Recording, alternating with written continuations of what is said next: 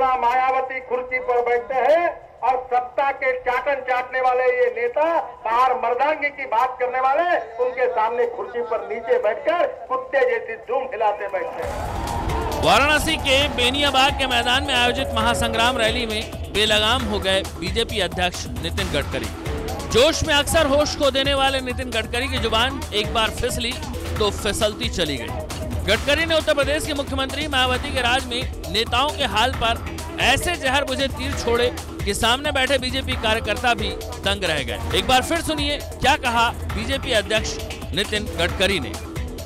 जैसे मायावती एक कुर्सी पर बैठ जाती है और उत्तर प्रदेश के बड़े बड़े नेता, मुझे शर्म आती उन नेताओं पर। क्या इतिहास है उत्तर प्रदेश का? क्या उत्तर प्रदेश में कैसे बड़े बड़े नेता बने हैं? मैंने सुना मायावती कुर्सी पर बैठते हैं और सत्ता के चाटन चाटने वाले ये नेता बाहर मर्दांगी की बात करने वाले उनके सामने कुर्सी पर नीचे बैठकर कुत्ते जैसी धूम हिलाते बैठते हैं। पूरे भाषण में बीजेपी अध्यक्ष आक्रामक रहे। गडकरी ने अपने भाषण में मायावती सरकार को खूब कोसा, साथ ही समाजवादी पार्टी पर भी हल्ला बोला। उत्तर प्रदेश में गुंडा राज शुरू है। मुलायम सिंह, मायावती ये दोनों कांग्रेस पार्टी के साथीदार हैं। जब दिल्ली में कांग्रेस पर यूपीए पर अविश्वास प्रस्ताव आया था, तब सीबीआई की फाइल जब इन दोनों को दिखाई तो डर के कारण मायावती ने कांग्रेस और यूपीए सरकार को समर्थन घोषित किया और मुलायम सिंह जी समय पर सभा त्याग करके बाहर चले गए कांग्रेस पार्टी को सपोर्ट करने के लिए। अपना उदाहरण देते हुए गडकरी ने कहा कि बीजेपी में ही एक कार्यकर्ता अध्यक्ष की कुर्सी पर विराजमान हो सकता है, जबकि कांग्रेस और बीएसपी जाति के नाम पर राजनीति करती है और वो एक पारिवारिक पार्टी है। क्योंकि कांग्रेस पार्टी का अध्यक्ष पद सोनिया गांधी परिवार के लिए आरक्षित है। पंडित नेहरू, इंदिरा गांधी, राजीव गांधी, सोनिया गांधी, राहुल गांधी, गांधी। बाकी एक मैडम मालिक है, बाकी सब नौकर है। हार डालने का काम करते, कोई इनके हाथ। 2012 के लिए उत्तर प्रदेश में एक बार फिर अपनी जमीन तलाशने निकली बीजेपी कार्यकर्ताओं में नई जान फूंकने की कोशिश में है, लेकिन इस कोशिश में राष्ट्रीय अध्यक्ष इस कदर बेलगाम हो जाएंगे ये शायद ही भीड़ में मौजूद किसी शख्स ने सोचा होगा। किसानों के खेतों को पानी नहीं है। पीयूष आचार्य, वाराणसी, न्यूज़ 24।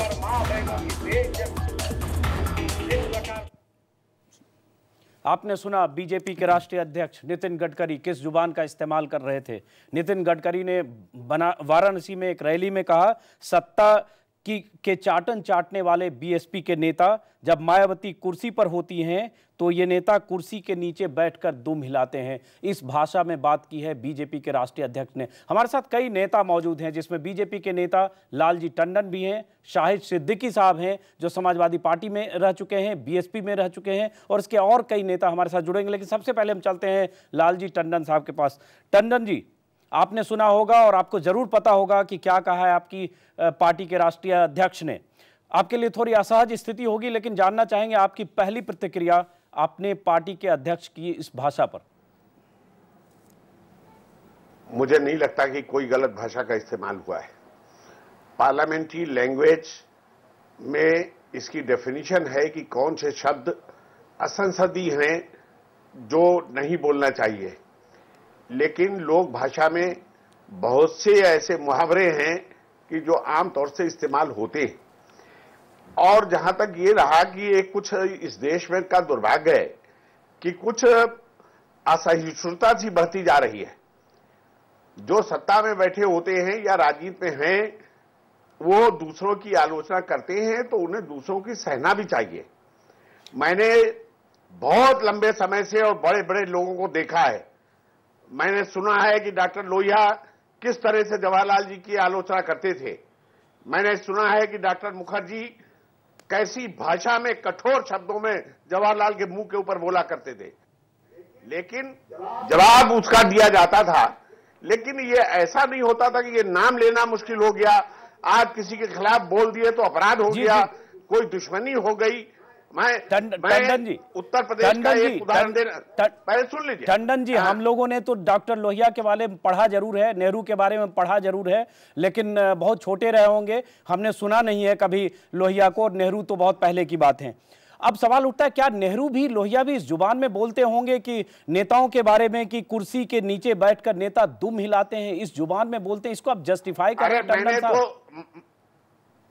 हाँ, मैं जस्टिफाई कर रहा हूं, क्योंकि आज अग्रेसिव क्रिटिसिज्म की जरूरत है, क्योंकि मीडिया भी दबाव में है, वो लिख नहीं पा रहे हैं सरकारों के आतंक के कारण। राजनीतिक दल जो हैं उनकी कहीं न कहीं दबाव है सीबीआई का या और कारणों से। तो कौन बचाएगा यहां पर? जो कुछ भी अनर्थ हो रहे हैं, जो गलत काम हो रहे हैं, जो लोकतंत्र के विरोध में बातें हो रही हैं, लेकिन गलत कामों पर बात होनी चाहिए, आज भ्रष्टाचार पर बात होनी चाहिए, सरकार की नाकामियों पर बात होनी चाहिए, उस पर जरूर बात होनी चाहिए। लेकिन नेताओं पर इस ढंग से बात कहना, नेताओं के लिए यह कहना कि कुत्ते की तरह दुम हिलाते हैं, कुर्सी के नीचे बैठकर सत्ता का चाटन चाटने वाले, और एक राष्ट्रीय अध्यक्ष का कहना आप जस्टिफाई कर रहे हैं। हम आपके पास भी आएंगे, लेकिन एक बार हम चाहते हैं बाकी मेहमानों से भी इसका जवाब दें। प्रमोद तिवारी, विधायक दल के नेता, कांग्रेस के बड़े नेता हैं उत्तर प्रदेश के। प्रमोद जी हमारे साथ लखनऊ से। प्रमोद जी, आपने सुना गडकरी ने क्या कहा है, आपने सुना लालजी टंडन कैसे कह रहे हैं, जो भी उन्होंने कहा सही कहा, आपकी प्रतिक्रिया? मैं बहुत स्पष्ट शब्दों में और सबसे पहले स्पष्ट कर देना चाहता हूं, इसीलिए पूरी दृढ़ता के साथ जो कुछ नितिन गडकरी जी ने कहा है, मैं ये कहना चाहूंगा, भारतीय जनता पार्टी जैसी राष्ट्रीय पार्टी और जो शालीनता की बात करती है, परंपराओं और संस्कृति की बात करती है, उसके राष्ट्रीय अध्यक्ष के मुंह से ये बातें शोभा नहीं देती हैं। ऐसा लगता है जैसे एक बड़े पद पे कोई ऐसा आदमी बैठा दिया गया है जो इस पद के काबिल नहीं है, और इसीलिए उनका ये आचरण है। मैं दुखी हूं थोड़ा सा। इस बात को अगर कहा गया था तो और लोगों को इसकी आलोचना करनी चाहिए थी, लेकिन जस्टिफाई करने की बात जो हो रही है, मैं समझता हूं बहुत दुखद है। क्या कहीं भी राजनीति की किसी भी लोहिया जी ने या आदरणीय मुखर्जी जी ने, किसी ने कभी ये कहा होगा कि एक दल के कार्यकर्ता कुत्ते हैं, कुत्ते की तरह दुम हिलाते हैं?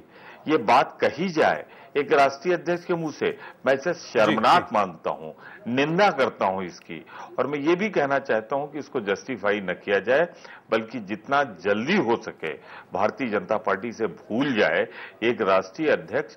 इतनी बड़ी तिवारी जी और बात करेंगे, आप इसे बिल्कुल जस्टिफाई नहीं कर रहे हैं, लेकिन लालजी टंडन जी कह रहे हैं कि उन्हें उसमें कुछ भी गलत नजर नहीं आता है। शाहिद सिद्दीकी जी भी इस वक्त हमारे साथ हैं। शाहिद जी, जिस तरह से टंडन जी ने कहा कि उन्हें कुछ गलत नजर नहीं आता है, इसमें असंसदीय भाषा नहीं है, लेकिन क्या ये संस्कारित भाषा है? क्या ये हमारे संस्कार हैं? क्या हमारे पास शब्दों की कमी पड़ गई है?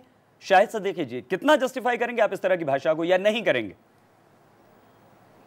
देखिए, इस तरह की भाषा का इस्तेमाल कोई बाजारू आदमी कर सकता है।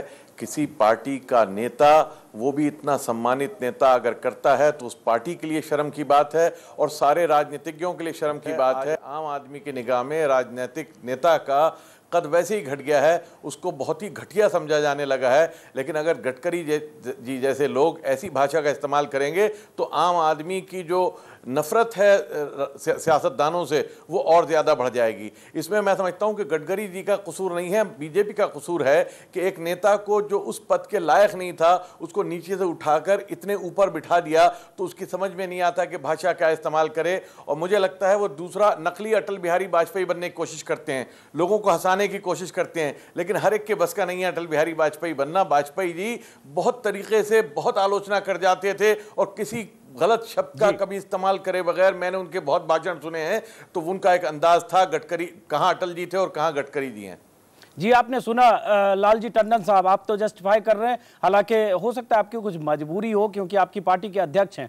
आपकी पार्टी के ही वाजपेयी और आडवाणी जैसे लोग रहे हैं। वाजपेयी का भाषण सुनने के लिए कहां कहां से लोग जुटते थे। जब संसद में वाजपेयी बोलते थे पूरा देश सुनता था। आडवाणी भी बहुत अच्छे वक्ता हैं। उसी पार्टी के मुखिया हैं गडकरी।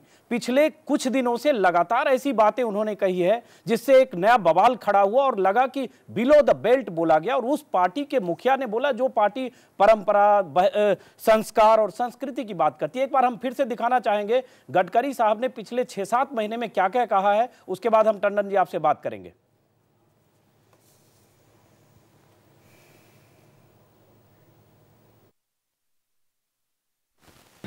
मैं कांग्रेस के नेताओं को पूछना चाहता हूं, अफजल गुरु तुम्हारा जवाई है क्या?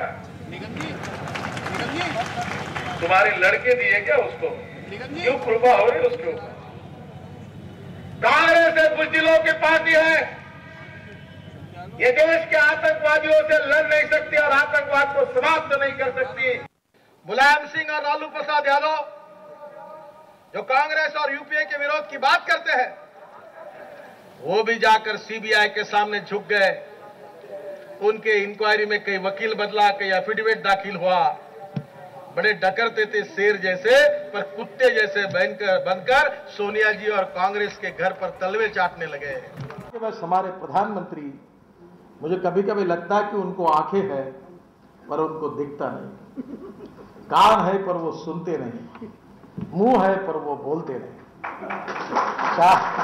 मुझे लगता है कि गांधी जी का वो प्रतिकृति थी, एक तो हाथ पर हाथ रख के बैठा था, एक कान पर रखता था, एक मुंह पर रखता था, वैसे ही मुझे लग रहा है। टंडन जी हमारे साथ मौजूद हैं, बीजेपी के नेता लालजी टंडन। आपने सुना अपनी पार्टी के मुखिया का वो बयान जो पिछले कुछ दिनों में विवादास्पद हुआ है। इनमें सबसे खास बात वो जब उन्होंने मुलायम सिंह लालू यादव के लिए भी कुछ इस तरह की बात की थी और उसके बाद उन्होंने माफी भी मांगी थी। कुत्ते से उनको खास लगाव है क्या? जब भी बात करते हैं कुत्ते की दुम, कुत्ते की तरह तलबे चाटना और इस तरह की बातें किसी भी नेता के लिए कर जाते हैं टंडन साहब? देखिए, ये अलग अलग इंटरप्रिटेशन है। मैंने ये जितने आपके साथ बैठे हैं सब मेरे सम्मानित मित्र हैं, इनसे बहुत पहले से मैं अपोजिशन में रहा हूं और मैंने तमाम लोगों के, बड़े नेताओं के भाषण सुने हैं। जब हम छात्र नेता थे उस समय उत्तर प्रदेश में सबसे बड़ी शख्सियत चंद्रभान गुप्ता की हुआ करती थी और उनके खिलाफ जब आंदोलन चला तो गली गली में ये नारे लिखे हुए दिखाई देते थे और हर नेता उनके सामने भाषण देता था कि गली गली में शोर है, सीबी गुप्ता चोर है।